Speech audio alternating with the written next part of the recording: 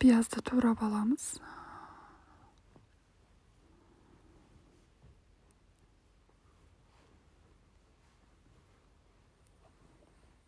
Одан укропты осылай жақсылап турап аламыз. Бұл менде китайский кинза.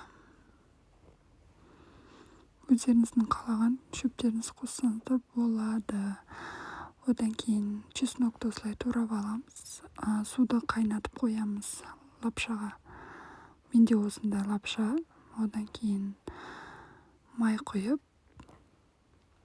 майды қыздырып, одан пиязды салып аламыз. Жақсылап араластырып қуырып аламыз.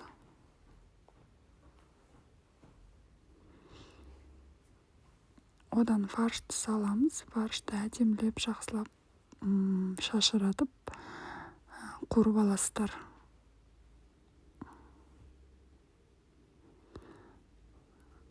Қызарғанша осылай кішкене томат саламыз. Тұз салып, приправаларды салып араластырамыз жақсылап.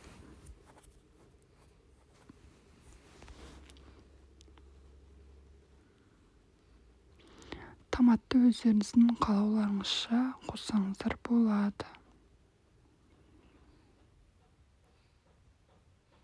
Менде осылай лапшаның соусы болған, соны салдым, сырный соус.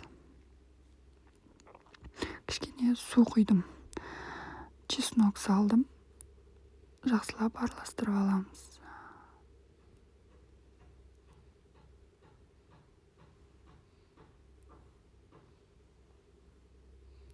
Сосын кинзамызды саламыз, араластырып аламыз.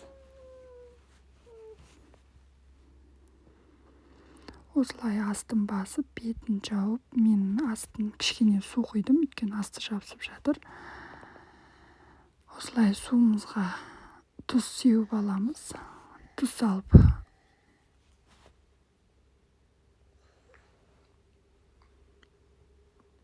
қайнағаннан кейін лапшасын осылай салып аласыздар. Осылай 10-15 минут піскенше осылай салып пісіріп аласыздар.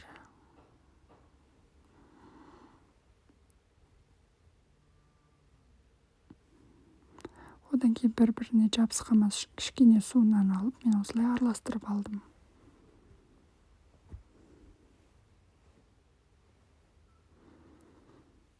Дайын.